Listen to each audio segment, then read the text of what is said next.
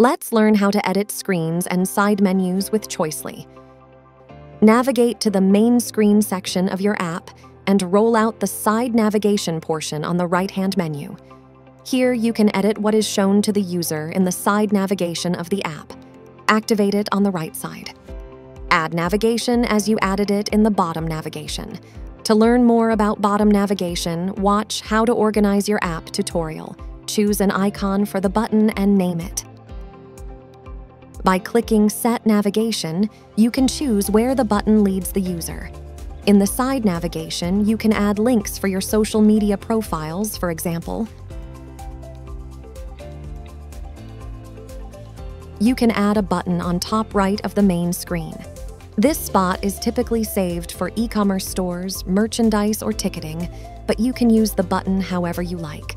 Navigate to Screen Settings on the right.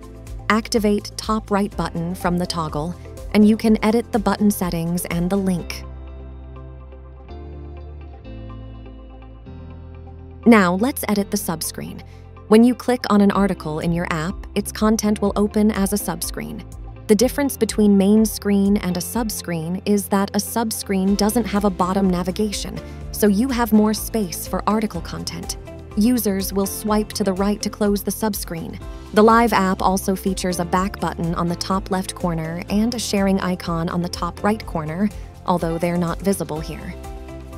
Usually the subscreen is left as it is, but you can style the toolbar, the top of your app, to be smaller or different color, for example. You can also add an inner navigation on top or bottom of the app.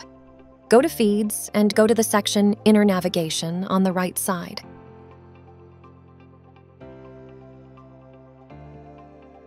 Adjust the settings for the navigation and save.